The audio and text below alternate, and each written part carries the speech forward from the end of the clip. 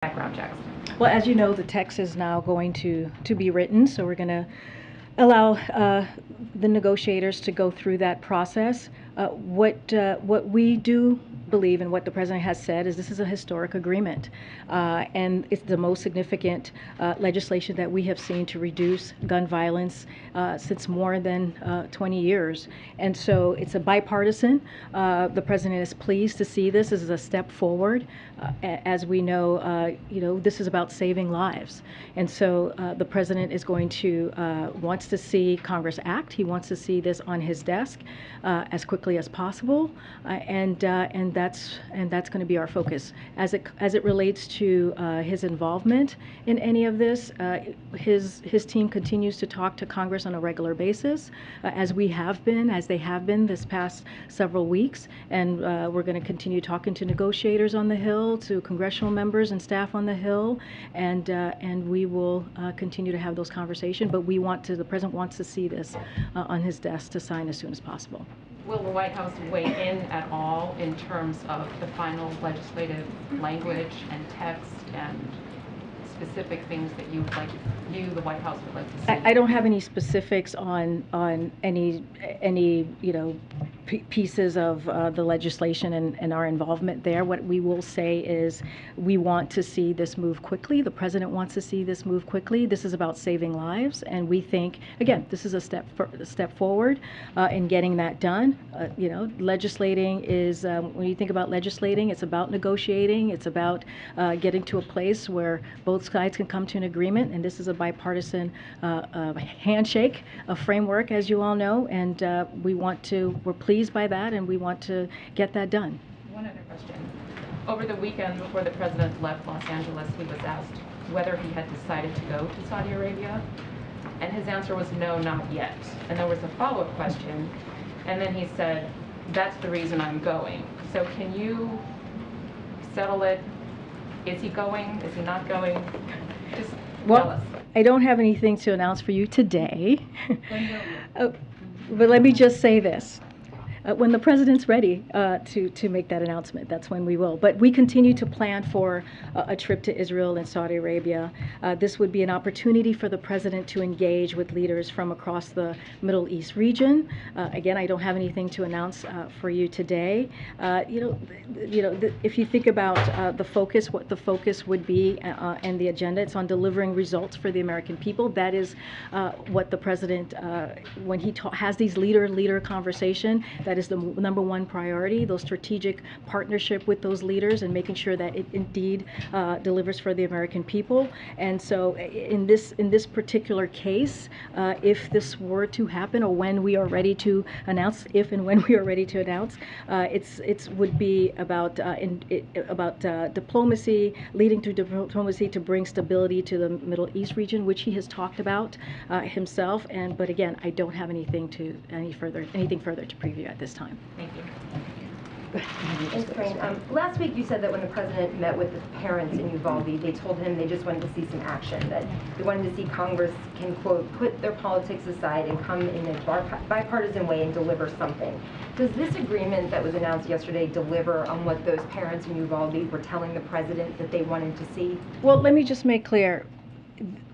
What he heard, and all of you may have heard from the folks in the community as well, is to do something. And so the president has called on Congress to do something. They are doing something. Now, does this framework has everything that the president wants, or that everything that the president has called for? It does not. And the president's going to continue to fight for the renew our ban on assault weapons, for making sure that we confirm Steve Dettelbach to lead ATF, right, which is something that we believe is going to happen, and so expanding background checks to keep guns out of the hands of criminals. So there are things that he wants to continue to see done, but again, this is about saving lives, and this is what's important right now, and this is a step towards that direction. He said repeatedly now for several weeks that the president was going to give lawmakers time and space, and in the statement he said yesterday, as you just said, that it didn't do everything that he thinks is needed. If he had gotten involved, is there something now where we are at this point in the conversation and negotiations? If he had gotten off the sidelines, is there one thing that could have ended up in the agreement that he would have liked to? So I disagree with the framing of that question. The president has been involved. He has been involved since, I would say, day one of his administration, the first couple of days that he's walked into his administration. And what I mean by that is the executive actions that he took very early on, and the most executive actions than any president at this time of his presidency when it comes to dealing with a public health epidemic, which is gun violence. And so he put that forward. He did everything at the time that he can from his perch and making sure that we deal with this epidemic. He has said if there's anything more he can do on the executive action side, he will take a look. His team will take a look. He's talked about it, most recently State of the Union, and also the first joint address. So he has been vocal. He has been talking about this. He also did a primetime delivery to the American people that you all know that was about almost 2 weeks ago. So he has been involved, and to say that he is not, he hasn't been, is just not true. Next. I'm sorry? I meant in the negotiations with this. But no, but more broadly, he has been involved, and he had Chris Murphy here just last week to get a download on the negotiations from him directly, and I think that shows involvement, and that shows him wanting to make sure that we push this forward. Go. Thanks, Karine. On Saudi Arabia, briefly, just to circle back on Darlene's question, the president seemed to say over the weekend that his trip would not focus on energy. You said just now that any trip to the region will focus on delivering results for the American people. If that's the case, why not make energy a major topic of the trip, considering gas prices are such a big part of what? Let me first say there's no trip to announce at this point. I'm just saying that there's nothing to preview for you at this time, but I'll say this. To view engagement with Saudi Arabia on energy security as asking for oil is simply wrong, and a misunderstanding of both the complexity of that issue and our multifaceted discussions with the Saudis. That said, Saudi Arabia is the chair, as you know, of OPEC Plus, and its largest exporter. Of course, we discuss energy with Saudi government as we do with oil producers around the world, and we welcome its leadership in achieving a consensus amongst the group members last week. Just briefly on Afghanistan, if you could, nearly half of Afghans are starving or don't have enough food. Is the administration considering doing more to send direct aid to Afghanistan, not just the United Nations, even if that means recognizing the Taliban? I don't have anything further on what else we might be doing as aid to the people of Afghanistan. As you know, we have announced humanitarian aid that go directly to the people and not to the government. But I don't have anything further to share on that. Okay. Are you sort of in a rock and a hard place position here? If the president were to go to Saudi Arabia, would you not see a benefit in embracing the idea that with gas prices at record levels, of course you would speak to the kingdom and its role in OPEC Plus in trying to increase supply? So why not embrace that? Because if you're going to go to Saudi Arabia, wouldn't that be a benefit for the president to try to deliver on that, even though there are some political downsides to doing that domestically as well? Well, I think what we're trying to say is that there are more complexities to that issue, and it's multifaceted discussions with Saudi Arabia, and it is an array of agenda that we would potentially be talking about. Look, I want to be careful because we don't have a trip to preview for you at this time. But I also, as I said, Saudi Arabia is the chair of OPEC, and it's the largest exporter. So we talk to them like we do with any other oil producers around the world. So there's no difference there. But again, I don't want to go into specifics. Just on the surface, understanding no trip has been announced yet. We'll get there when we get there. But the idea that the president would engage with Saudi and not talk about oil production and gas prices when Americans are at the highest level they've been in a long time just doesn't make sense to me. It would seem the White House would embrace that as one of the many complex issues you would deal with Saudi Arabia. And we've all been covering Saudi Arabia's relationship, which has been fraught on many levels with the United States for a long time.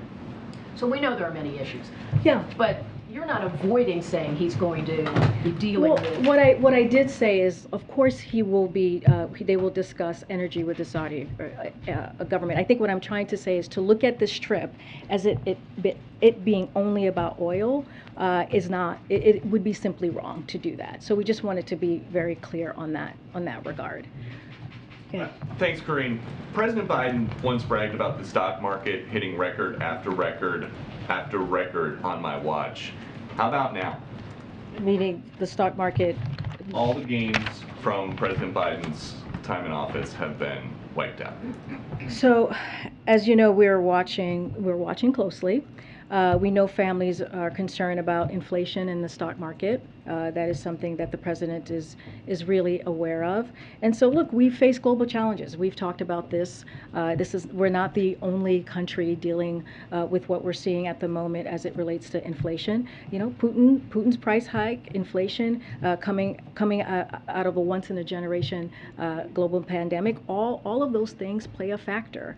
And you know, but the way that we see this is that the American people are well positioned to face these challenges because of the economic historic gains that we have made under this president in the last 16 months. Okay, so as you say that Americans are well positioned to weather this stock market decline, what is the president's message to somebody who might want to retire, but their 401k is getting wiped out?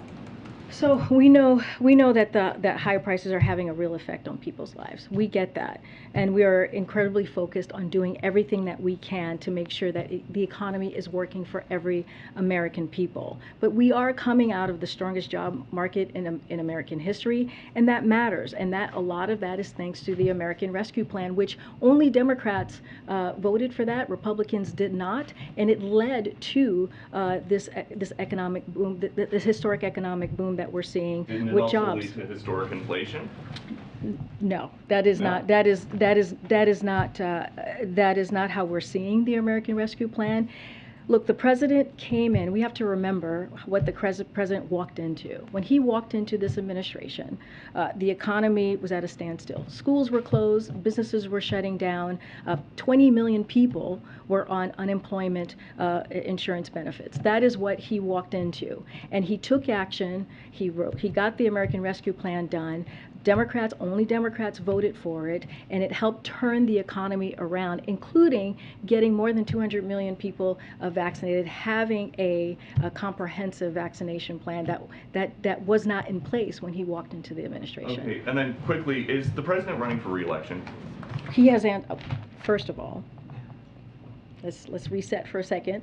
I cannot talk about elections. I cannot be a political analyst from here, or the midterms or anything like that, or including 2024. The president, as you know, has been asked that question many times, and he has answered it. His answer has been pretty simple, which is yes, he's running for re-election. I can't say more than that. Again. Great, thank you. Back on the discussions about the gun framework, you said he spoke with Senator Murphy. You say negotiators continue to talk to people here at the White House. Has the president himself spoken with any other Republicans engaged in the negotiations? I hear the question. I don't have any calls to preview or read out to you at this time. Did he? I know he was flying this morning during the latest January 6th hearing, but has he had a chance to go back and watch any of it, or is somebody keeping him updated on developments? What does he make of it all? As you know, the president's very busy today, so he won't be catching it blow by blow, but he'll get updates from his staff. You know who's been giving him the updates? I don't have a person to share with who's been giving an update. And has he been briefed on the arrests of the 31 men found inside a U-Haul truck near a Pride event in Idaho? Yes, he's been briefed. Thank you. No? Okay. All right. Well, move on then. Go ahead. I wanted to switch gears to Brexit for a moment. Britain, I guess, Boris Johnson's party published today plans to override some of the post-Brexit trade rules for Northern Ireland. I know Blinken told Foreign Secretary Truss that to continue good faith negotiations with the EU to reach a solution that preserves the Belfast Good Friday Agreement. but I know that Boris Johnson characterized the changes as relatively trivial, and I wanted to know if the White House agreed with that. So the U.S. priority remains protecting the gains of the Belfast Good Friday Agreement and preserving peace, stability, and prosperity for the people of Northern Ireland. We have welcomed the provisions in the EU-UK Trade and Cooperation Agreement and the Northern Ireland Protocol as a way to manage the practical challenges of preserving distinct EU and UK markets while preventing the return of customs infrastructure on the land border. We recognize there have been challenges over the implementation of the Northern Ireland Protocol. We urge the UK and the EU to return to talks to resolve these differences. We support a strong and close EU-UK partnership. Transatlantic peace, security, and prosperity are best served by a strong UK, a strong EU, and the closest possible relationship between the two. Thank you. And if I could just follow up quickly, will this become an impediment to the U.S.-UK trade dialogue talks in Boston, or a potential future U.S.-UK trade deal? No, I don't believe it will be. Go ahead. Back on the Saudi issue for a second, does President Biden believe that Crown Prince Mohammed bin Salman was responsible for Jamal Khashoggi's I mean, death? we've spoken to this before. I think he was asked this question directly recently last week. Look, the president is focused on getting things done for the American people. That is engagement, leader-to-leader engagement around the world. He takes that very seriously, and he takes delivering for the American people very seriously. If he determines that the interest of the United States to engage with a foreign leader and that such an engagement can deliver results, then he'll do so. And so, as you have heard us say, Saudi Arabia has been a partner to the United States for more than 80 years, an important partner on a host of initiatives that we are working on both in the region and around the world. On the question that I asked, though, does he believe that MBS was responsible for Khashoggi's death? So we issued when the president came into office. The murder of Jamal Khashoggi was something that we and so many others around the world took very, very seriously. He issued an extensive report on Khashoggi's murder, and we instituted the so-called Khashoggi ban to make sure that any country that seeks to use tools of repression against people abroad who criticize their government will pay a price. We've used it multiple times since, and we imposed sanctions or visa restrictions on over 70 Saudi individuals and entities, including the Saudi Royal Guards, Rapid Intervention Force. As we emphasized then, it was also important to reorient but not rupture relations with Saudi Arabia. So we took that incredibly seriously, and the president has spoken to this before, and I'm going to just let his word stand. Go ahead. I've already answered the question. Go ahead. Regarding all the trapped agriculture exports in Ukraine, there's been some reporting that there was a cable sent from the Biden administration kind of warning African nations to not buy grain from Russia under the pretenses that it may be stolen from Ukraine. Is the White House warning African nations like Senegal to not buy any grain from Russia right now? I can't speak to the wire that you're speaking of right now, but what I can say is we are working with other countries to prevent the sale of grain that has likely been stolen from Ukraine. Would there be any consequences for nations if they do buy grain from Russia at this time? That's a hypothetical that I'm just not going to answer from here. Sure. Recently, the family of Ahmad Sharji told CBS he's an American-Iranian citizen who's detained in Iran 4 years ago. His family told our colleague Margaret Brennan that they've requested a meeting with the president numerous times, but has not received a response from the White House. Their latest request was a couple weeks ago. They also haven't received a request from the State Department. Is there any update on when this meeting may take place? I don't have an update for you. I'm happy to check with the team. That is also a question for State Department as they handle those types of engagement situations. As you know, the president is committed to bringing home U.S. nationals that are being held abroad, and that is a commitment that he has made to the American people.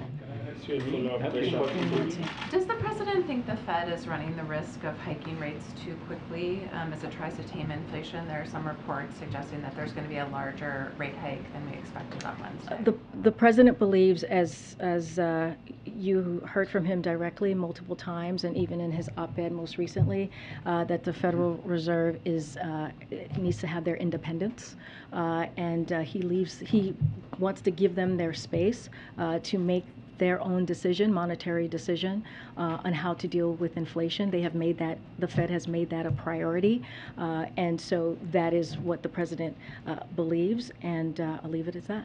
Just one more follow-up question. The U.S. Ambassador to Beijing, Nick Burns, said over the weekend that the U.S.-China relationship is at its lowest moment since 1972, given the aggressive comments by China's defense minister on Taiwan. Is the president have any plans to speak with President Xi Jinping? So let me just say this, since you asked a question about China. The National Security Advisor, Jake Sullivan, met today with Chinese Communist Party Marlboro member and director of the Office of the Foreign Affairs Commission in Luxembourg. The meeting was about 4.5 hours long. This meeting, which followed their May 18th phone call, included candid, substantive, and productive discussion of a number of regional and global security issues, as well as key issues in U.S.-China relations. Sullivan understood the importance of maintaining open lines of communication to manage competition between our two countries. To your question on a POTUS-Xi meeting, Nancy, interactions are planned at a range of officials across the U.S. government, but nothing to announce on POTUS-Xi meeting at this time. As you know, they last talked on the phone, as I just mentioned, on March 18th. We will continue to maintain open lines of communication with China. But what about even just a phone call, not even? I don't have anything to preview at this time. I mean, just building on Nancy, does the president want to talk to Xi Jinping by the end of the year? I just don't have anything to preview. As you know, and I said this moments ago, leader-to-leader conversations and communication is important to the president as we deal with important issues across the globe. I just don't have anything for you right now. On Roe versus Wade, when the president was in California, he spoke to Jimmy Kimmel, and he said that there were some executive orders under consideration if Roe v. Wade was overturned. Can you share a little bit about what is being considered? I don't. We don't have anything to preview at this time. Yes, I remember. I was there. I remember the president saying that. We just don't have anything to share at this moment. Specific areas where the administration feels the it team, has some space. The team is looking into it. We just don't have anything for you at this time. And just one more. At the Summit of the Americas, the Argentine president Alberto Fernandez, he invited Biden to speak at the next plenary of CELAC, where he's the pro tem president. Is that an invitation that the president is considering? We don't have anything to preview or announce at this time. Hey, Karine, I had a question about China and tariffs. With inflation still an issue, there's been some pressure on President Biden to lift some of the tariffs on China, but it's also meeting some resistance from union members as he heads tomorrow to the AFL-CIO. What does he want to see done as it relates to China and tariffs? As you know, the president has asked his team to look at that particular issue. He will make a decision on that. I don't want to get ahead of it, so that is going to be for the president to speak to when he's ready. And what's the time frame? I don't have a time frame. And just to follow up on MBS, I heard you mention the report. But does the president believe that MBS is responsible for Khashoggi's death? I didn't hear you sort of engage with that part of the question. I mean, the president has talked about that. I've been asked about comments that he's made during the campaign. He stands by those comments. What I'm trying to say is that, the president said this last week. He's not going to change his view on human rights, and he'll be quoting him right now. But as president of the United States, my job is to bring peace if I can, and that's what I'm going to try to do. And that's how he answered the question when he was. It's a generalized statement. I mean, this is a very specific question about what he believes. Look, we put measures in place. We put out a report last year on that particular, the serious nature of what happened, and we take that very, very seriously. The president has spoken to it himself, and I'm going to leave his words as he has said himself. Leave his words stand. Okay. Thanks, Karine. I want to follow first on the Chinese goods and tariffs question. How quickly does the White House anticipate it would take for Americans to feel the effects on the price of goods if it lifts tariffs on some of these products? I mean, the president hasn't made a decision on that, so that's a hypothetical that I actually can't answer. Does the White House feel that it would have a significant effect on inflation? Again, I mean, that is a decision that is going to be put together and by his team, and the president's going to make a decision. That's a hypothetical I literally cannot answer. And one last thing on the January 6th hearings. Based on the evidence that lawmakers have presented so far, does the president believe that Attorney General Merrick Garland should prosecute former President Donald Trump? Look, the president has said this before in voicing his support for the vital work of the Bipartisan January 6th Select Committee. And as Kevin McCarthy said just days after the attack, we cannot sweep this under the rug. We agree all Americans should watch and remember the horrors of one of the darkest days in our history. But this is up to the Department of Justice. This is the Department of Justice, and the president has been very clear. Department of Justice is independent. The president chose Attorney General Garland because of his loyalty to the law and our Constitution, and to restore the independence and integrity of the Justice Department. And that's exactly what the Attorney General is doing. So we leave it up to the Department of Justice. Has the president spoken to Senator Schumer since the agreement on guns was reached? I don't have a call to read out for you. And on the arrests in Idaho over the weekend, what was the president's reaction when he was briefed? And what, if anything, has the administration done in response? So that's still under investigation. I can't speak to that from here. Go to some people I haven't gone to. No one up here. Okay. Go ahead. Thanks, Karine. A question on gas prices. They hit an average of over $5 this weekend. So I was wondering, is the administration reconsidering the idea of a federal gas tax holiday, and what other things are you guys thinking about around the table? So, don't have anything new for you. We don't have anything new for you to announce on gas prices or the gas tax. But as you know, gas prices are up nearly $2, and that has been the case per gallon. That has been the case since Putin started to threaten the borders of Ukraine with the troop enforcement at the border. The U.S. is on track to produce a record amount of oil next year. We are releasing a record 1 million barrels of oil per day from the Strategic Petroleum Reserve that has been for 6 months. We've rallied our partners to join us, releasing an additional 240 million barrels of oil, and that has been because of the president's leadership. We've also expanded access to E15, which will lower prices for thousands of gasoline stations, including families in the Middle East. So that was an important move. And as I mentioned before, we welcome the production increase announced by OPEC Plus to increase global supply. And if the president had not taken these actions, we would not have been able to blunt what we're seeing now. The prices, it would have been even worse. But as far as anything new to share, we don't have anything new to share on that. The president expressed some real frustration with Exxon last week. Is he reaching out to these CEOs? Is there talk about having a meeting with them? Is there anything like that on the table? So in just the first 3 months of this year, just to give you a little bit of why the president made those comments. Last week, Exxon made $8.8 billion in profits. That's triple what they made during the same time last year, and the most they've made in nearly a decade. Those record profits aren't because they produced more oil. In fact, Exxon produced less oil this quarter than any quarter since 1999. Oil companies making their largest profits in years have a choice to put money into producing and refining oil, or to put it into the pockets of wealthy shareholders while American families suffer at the pump. Exxon made that choice. They made the choice this quarter. Exxon announced that it is tripling its buybacks to $30 billion. So look, we're on track, as I just mentioned, to reach record levels of production next year, but oil companies also need to do their part as well.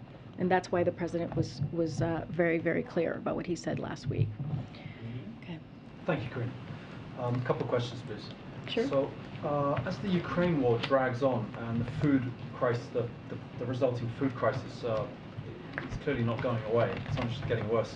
There seems to be pressure growing in Europe from some of the US allies to get Ukraine to a point where they're going to make some kind of deal with the Russians, or at least some sort of ceasefire, anything, primarily for the food situation. So ahead of the president's trip to Europe this month, would you say his emphasis remains on helping Ukraine fight, or is it starting to shift into a place where the US is going to be asking Ukraine to find a way to stop them? Well, I mean, the president's been very clear, nothing about Ukraine without Ukraine, right? I mean, he's been very clear about that. He wrote an op-ed in the New York Times reiterating those comments. We are going to continue to assist Ukraine in helping to defend their democracy. Again, you know, we've said this many times, this is Putin's war. This is Putin's aggression.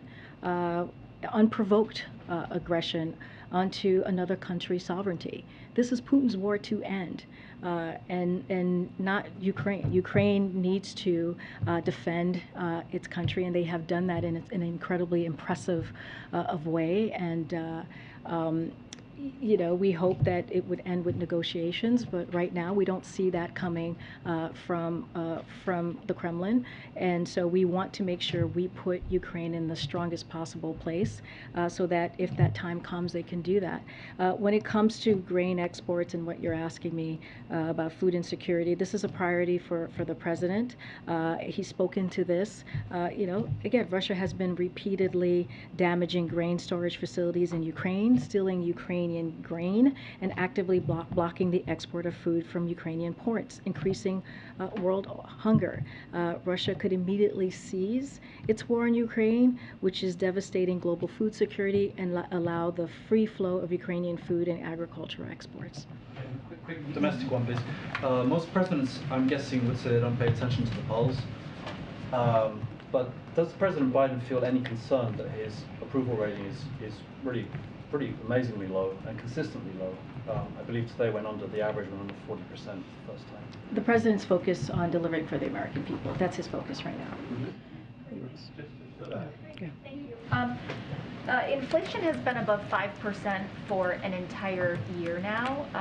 Why did the president wait until almost December to decide who would be leading the Federal Reserve? The president has taken the economy as a whole and inflation very seriously, especially these past several months, and making sure that he does everything he can when it comes to, as we know, inflation is increasing costs in two important areas for the American people: food and gas. I've listed out the things that the president has done, and so that you know, that hasn't changed. It has been a priority. That's why we see the economy in a stronger place than it's been, a historic place than it's been in decades. And so the president's going to continue to do that. To do that work. We do have a Federal Reserve, you know, the chair and others in place. We're going to leave that and make sure that they're independent, leave the work to them. They have the strongest tools in dealing with inflation. They have made this a priority, and so we're going to leave it to them. All right, go ahead. Go ahead. I'm going to move on. Go ahead. Thank you, Karine. Over the weekend, a crisis pregnancy center in Oregon was firebombed. That's the fourth one so far. And then last weekend, of course, a would-be assassin was arrested outside the home of Justice Kavanaugh. I know that the administration condemns violence, and you've said as much several times previously, but I'm wondering, is there anything that the president is doing to cool passions before the Dobbs decision drops? You mean in as it relates to the decision? So, wanted to be really clear. You know, the Department of Justice, as it relates to Kavanaugh, has U.S. Marshals providing support to the Supreme Court Marshal, and the President supports legislation to fund increased security for court and judges. And it is now been reported that the Marshals, our administration assigned to help protect judges, were instrumental in the person not accomplishing the horrible deed he set out to do. This is the threat that we saw against Kavanaugh, and so we have taken this very seriously. seriously. Like you said, we have condemned it. The president has, and we will continue to do so. Any intimidation or threats against judges is something that we take very seriously. And so, one of the reasons the act did not happen last week was because the Department of DOJ took that very seriously from the beginning when we were hearing the threats and the intimidation, and put U.S. Marshals there. With regard to some of the arson that we've been seeing around the country? Well, that's something clearly the DOJ is looking into, and they've taken that very seriously. We have seen an uptick of that type of arson and bombing and or attempt to bomb, as we saw just recently over the weekend. And so, again, that's for the DOJ is taking that very seriously, and they're going to continue to do so. One quick follow-up. Bless you, Chris. Jen was asked about some of these protests that were occurring outside of Supreme Court justices' homes, and she reiterated that the administration wants them to remain peaceful. But does the president believe that there should be any type of protesters picketing outside of judges' homes when there's a case pending before them?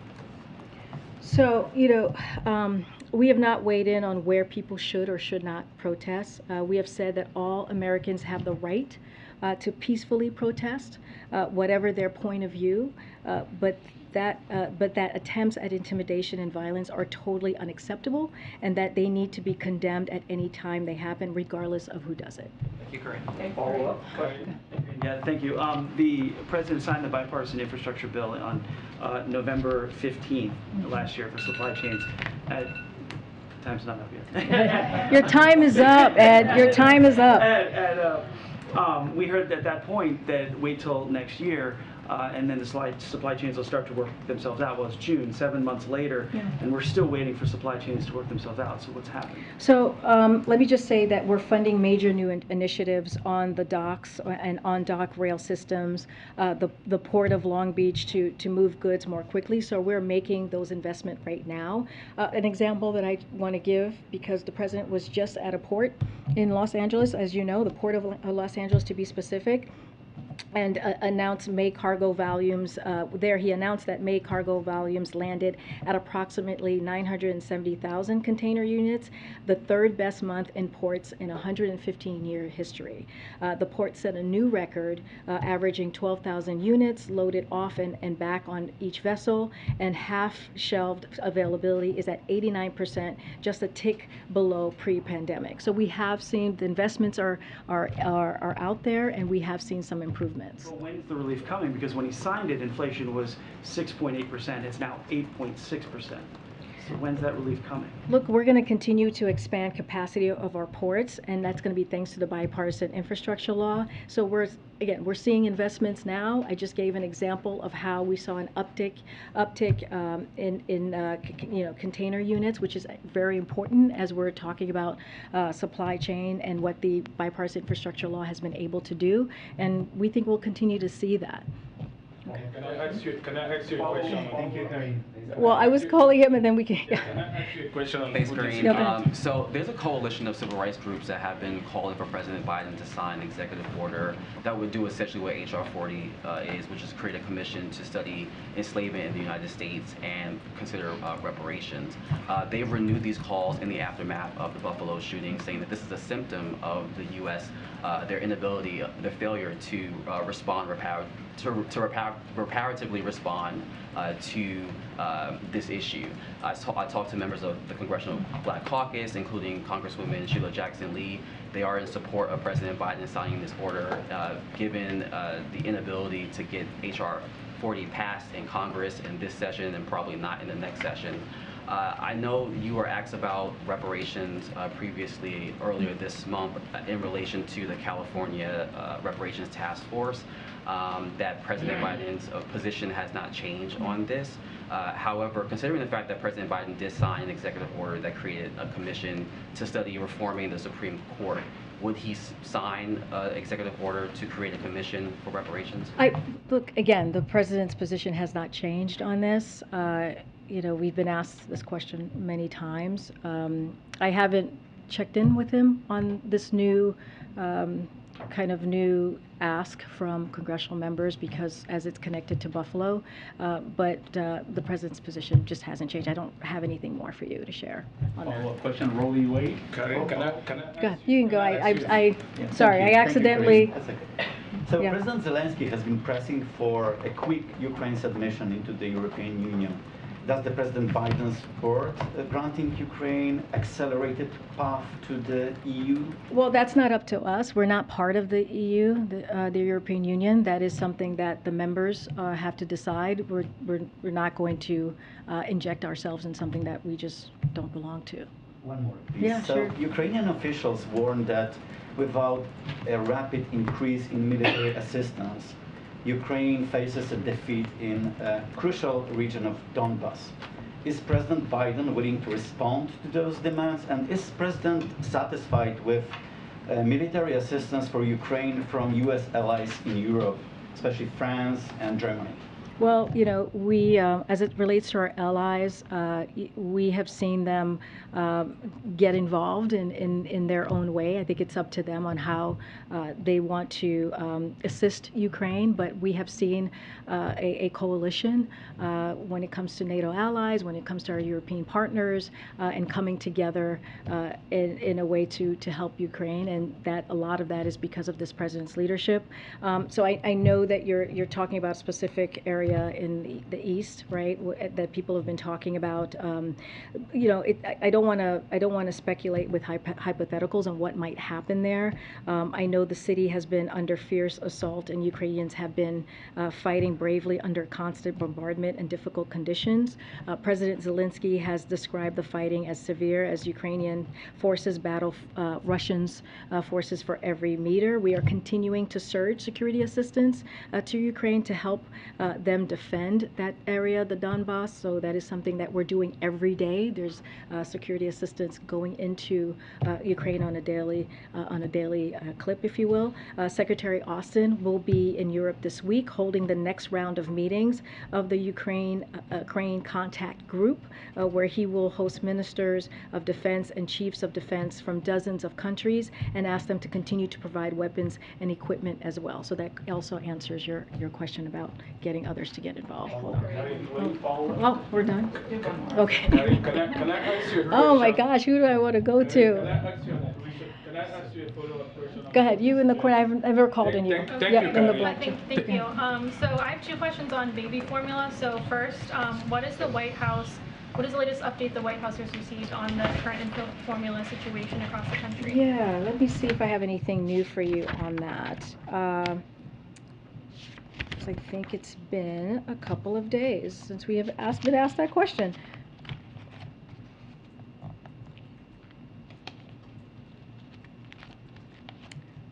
Okay.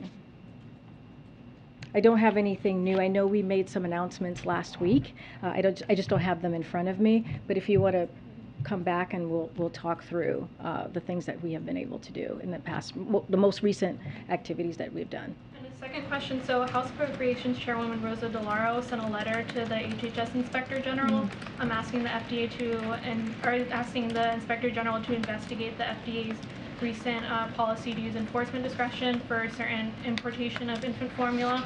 So, but she expressed concerns that the rapid pace that they're making these approval decisions with only 9 full-time staff members. So is the President confident that the FDA is being able to make these decisions to make sure infant formula that is being imported is safe and... So first, I haven't seen the letter, so that's number one, so can't really speak to the letter.